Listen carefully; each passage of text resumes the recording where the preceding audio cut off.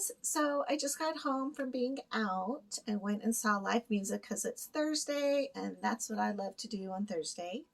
I actually was invited to dinner. My good friend Tony made me dinner tonight and it was so amazing. It was a steak and lobster, and he grilled the lobster, and I've never had grilled lobster before.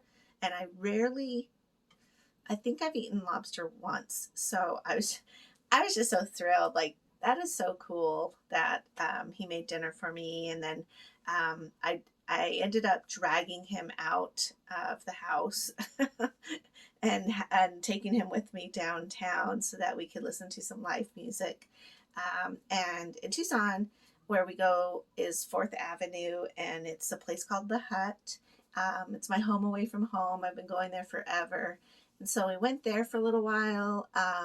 They play a really cool what's it called? I don't even remember what it's called. Like dead music, like that funky.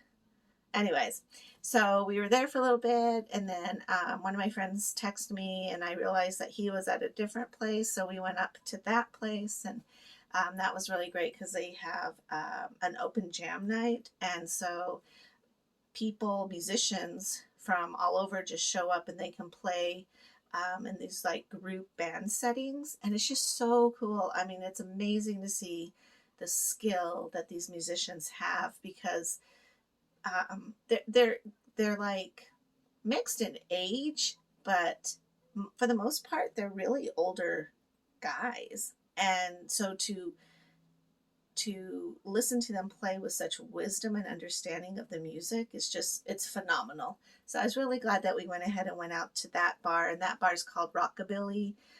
It's in Tucson too. And so I just had a really good day today, so I'm very excited about that.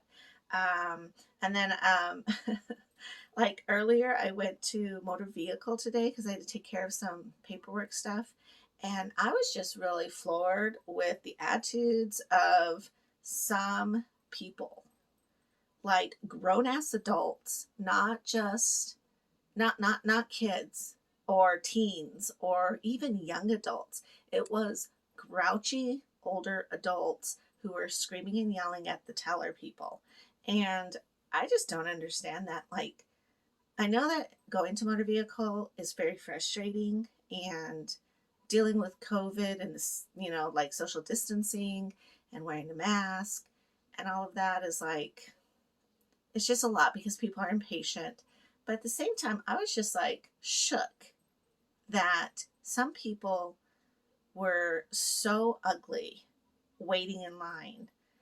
The guy I had, actually, I ended up having to go to emissions. And so I didn't know that. So here I went in and then I waited in line, and I went to him, and he was new, so he was being trained, and he did such a great job. And I mean, I can't even imagine all the things that these people have to learn in order to put into their computer system. It's just wild. And so I was just happy, like, I'm in air conditioning. Um, this is easier than going on the internet, basically, because I did go on the internet and I tried to do some things, but to me, that was like harder than having to just go into motor vehicle. So I don't get it. Anyways, so I had to leave and go to missions and then come back with my certification that I passed and go back through. And it was just crazy because the second time I came through, there was a bunch of people in line, but it's motor vehicle. Like, come on. Anyways, one lady started yelling at this poor guy who was working there, and the lady behind me was like, I can't believe that guy's just sitting there. And it was the guy I had earlier, and his trainer wasn't there with him. And so I just looked at her and I was like, yeah, he's really nice, and I believe that he's new, so his trainer's not with him, and I think that's why he's not working. But if you get him, he's very pleasant to work with. And she just kind of like rolled her eyes and was like, okay. And I'm just like, why do people spend and waste so much energy being so negative? Um, about something that you can't be in control of. Um, there's so many things that we can be in control of, like our attitude. But I couldn't believe too that the lady started yelling at one of the tellers, because he was like, something like you have to renew it every 2 years, but because of COVID, it kind of adjusted the time frame. And she's like, I've never had to. And he was like, don't yell at me. And then she's like, you're yelling at me. Oh my gosh. The Lord had to like come and smite me, because smite my words, because I wanted to roll up and be like, excuse me, do not treat him that way. I was just so, like, that makes me mad. Anyways, I got through motor vehicle and everything was fine with me. And I just was telling them, you did a really good job. Everybody's doing a really good job. And the new guy actually overheard the lady behind me talking. And so when I went up to my window, who wasn't that person, but it was a different gal, I just told her, I said, I don't know if you get this very often, but I just want to let you know that I really appreciate what you guys are doing. And just let that teller know in window one that he did an amazing job. And I really appreciate his patience and understanding and just all of it, because there's just so much that it's not my job. I don't know what to do. So I just wanted them to appreciate that, or at least know that somebody appreciated what they were doing. And so that was just so crazy. And that, because I had to wait in line again, then it threw me off for my exchange time. So I ended up doing an exchange about 1 o'clock. So after I did that, I thought I really wanted to go to Home Depot to get some flowers, but I was just too tired. And in Tucson, it's already getting hot. So I did my exchange, and I took like a 3-hour nap before I was supposed to go to dinner. I was like so tired. And then when my alarm went off, I was like, no, I just want to sleep. But I dragged myself out of bed and got ready real quick. And then I went down to my friend Tony's house and had a wonderful dinner, and then went out for live music. So all in all, today was just a really good day. I just did a dialysis exchange right now. I know it's like, well, you can't tell what time it is, but it is almost midnight. And it's not the disease, the kidney failure, that makes me do such a late exchange. It's just the reality of it, if that makes any sense. So when I went to have dinner, I actually was empty. So I decided to go empty so I could eat and feel comfortable. And then I like to dance. So I noticed that dancing with fluid in you is kind of weird. Like, I love Zumba. And so to turn is like your stomach kind of feels sloshy. And if you turn too fast, it doesn't hurt, but it's uncomfortable to almost a hurting feeling. So I don't know. Anyways, so I wanted to go and see if I could dance a little bit. And so I did go empty. And then I did know that because I was eating such rich foods, that I don't want to go tonight without having an exchange processing through, because that would be like from about 4 o'clock till tomorrow 6, where I would be completely empty. And I just feel like my body would really not do well with a bunch of that toxins in me. So that's why I just did my exchange right now. And so I'm super sleepy. But I will get up about 3:30 and I'll drain. And then I'll get up at 6 and do an exchange, and that will start my exchange times all lined up for tomorrow. And tomorrow I'm excited because I actually have my niece and nephews coming. Maybe I'll do a video with them. They're very cool kids. They're all littler, so they're fun, but they totally understand. That's another thing. is I had to sit down with them and their dad. Their dad is my brother, my younger brother. So and he's super cool. For those who know, my brother Daniel. Um, and so, anyways, we had this conversation about how when my bedroom door is shut, you cannot come in there. You can't be fighting with each other, and you can't. You know how kids will be like, "She touched me," "He's breathing on me." They won't share cookies, whatever it might be. I really had to sit with them and explain to them that this is very serious. I take sterilization and sterile environment, which I actually do my exchange in my bedroom. I take it very seriously. And so, under no circumstances can they come into my room and disrupt me during this, because it could possibly get me very sick. So they're totally cool kids, and they totally understand. The oldest one is just turned 11, and she's very responsible. She reminds me a lot of myself in a lot of ways.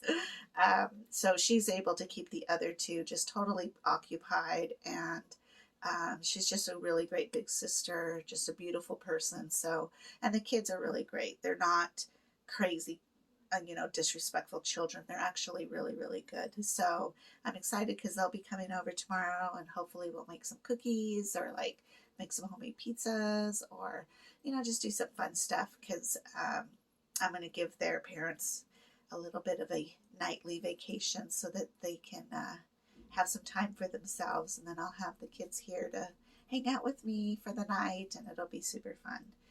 But anyways, I guess that's my day. We can talk about other things, but right now I'm just super tired, and I need to get to bed so that I can wake up and drain.